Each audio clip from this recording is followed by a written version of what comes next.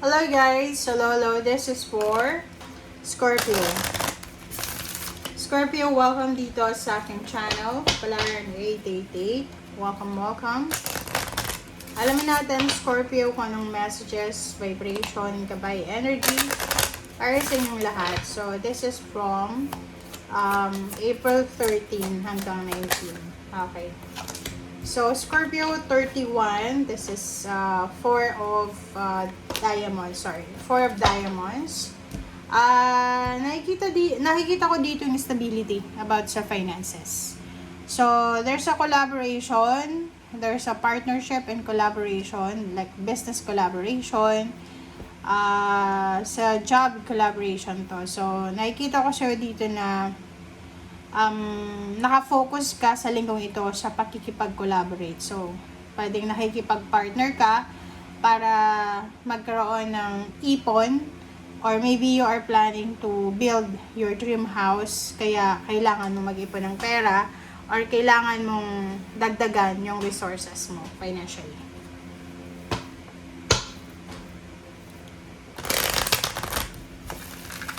Nakikita din natin dito yung unity. So, kung may mga magpapamilya na nag-aaway-away, gulo, or whatever man, ay posibleng magkaroon ng reconciliation, magkaroon ng endings and new beginnings.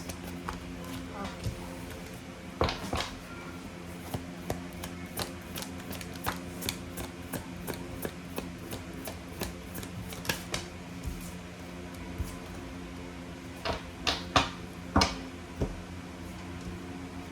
Okay, second deck natin is confidence is your key to success and nothing will come of the situation. So, sabi ng bara sa'yo dito, kung gusto mo daw na maging financially stable, maging secured yung finances mo, kailangan mong maging confident, kailangan mong mag-take ng risk.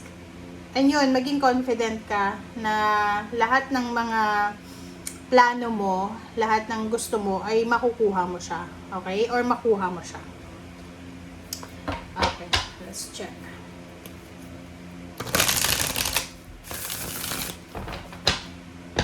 This is for Scorpio.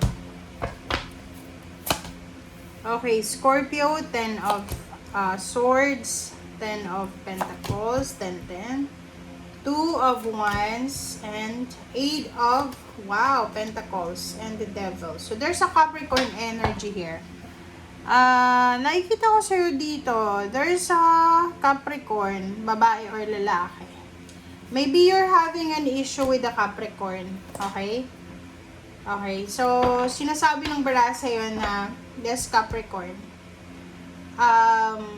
may issue ka dito like emotional, pwedeng kaaway mo siya, nagkaroon kayo ng problema, financial or emotional.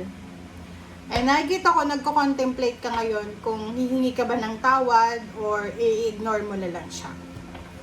Another, sinasabi ng bara sa'yo dito na you will have this week, guys, ngayong linggo, simula ito ng pagkakaroon ng several options and choices regarding sa finances. Anong yung ibig sabihin na yan? Like, for example, may trabaho ka na ngayon. May trabaho ka, may business ka, pero may mga tao pa rin na interesado na kunin yung serbisyo mo. Okay? So, ibig sabihin, makikita mo na, kahit may trabaho ka na, there's still choices and options na pwede mong lipatan, na pwede mong simulan. Okay? So, nakikita natin dito na kailangan mong pag-isipang mabuti. Okay? Halimbawa, may trabaho ka na ngayon. Yung sweldo mo, okay naman. May mga benefits naman, okay naman. Pero there's someone here na tinitempt ka, na para siyang the devil, para siyang Capricorn. Or maybe, literal na Capricorn, sinasabi sa'yo, oy, Scorpio, kailangan mong lumipat dito sa amin, ganyan, ganito. Mas maganda yung benefits dito, ganyan, ganito. This is all about job. This is all about financial resources. Mag-iingat ka. Huwag kang magpapadala sa mga kung ano-anong mga pangguguyo ng mga tao. Because kung makikita mo dito, you're in the right position You're in the right position. And sinasabi ng bara sa'yo dito na you're super motivated.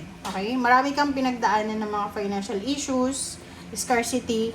And ngayon, siguro na may trabaho ka, may business ka, ayaw mo nang bumalik sa dati, yung buhay mo, which is maganda yun.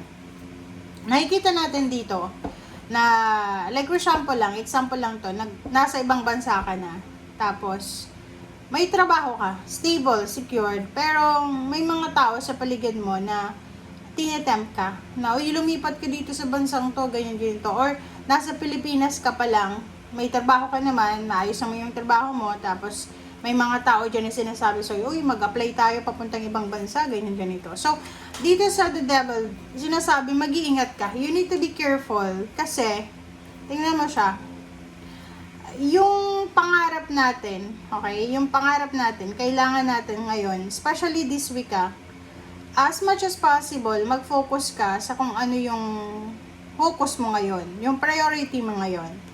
Five of Swords, sinasabi ng barahan na kailangan mong i-ignore yung mga sinasabi ng ibang tao sa'yo, lalo na kung tungkol yan sa pera. Kasi pagdating sa pera, guys, pag naghirap ka, ikaw naman lang ang mag-suffer niyan. Walang sino man tutulong sa'yo. Okay, so, Knight of Swords, sinasabi ng barahan, mag-iingat tayo. Huwag tayo magpadalos-dalos sa mga decision making natin, about sa money, about sa mga sinasabi. Kasi ang daming scam ngayon maglilipa na yung scammer ngayon. So, you need to be careful. Okay?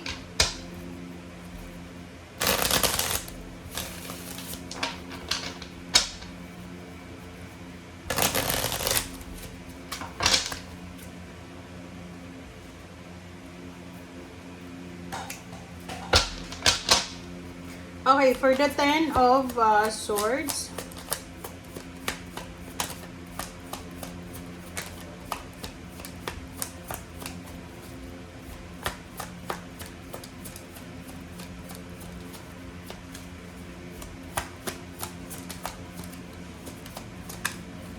okay, 10 of Swords, 2 of Fire. So, nakikita ko sure dito na yun, you're partnering with someone else. So, mag-iingat ka. Okay? You need to be careful na makipag-partner, makipagkampihan doon sa mga taong sinaktan ka na. Lalo sa pera, kung niloko ka na yan, kahit kamag-anak mo pa yan, magulang, kapatid, once na i-scam ka na yan, huwag ka nang babalik sa kanya kasi talagang pagpaplanuhan ka pa rin niya. So, huwag kang makikipag-collaborate partner sa isang tao na alam mong scammer, na alam mong sinaktan ka na, physically, mentally, spiritually, financially, whatever man.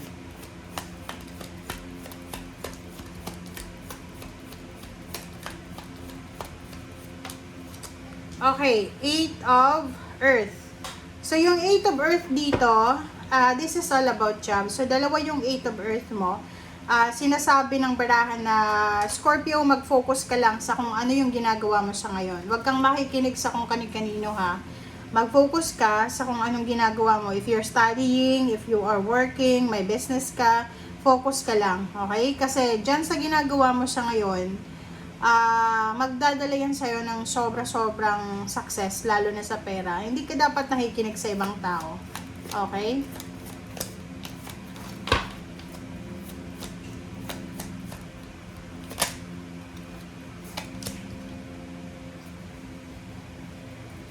Seven of Fire.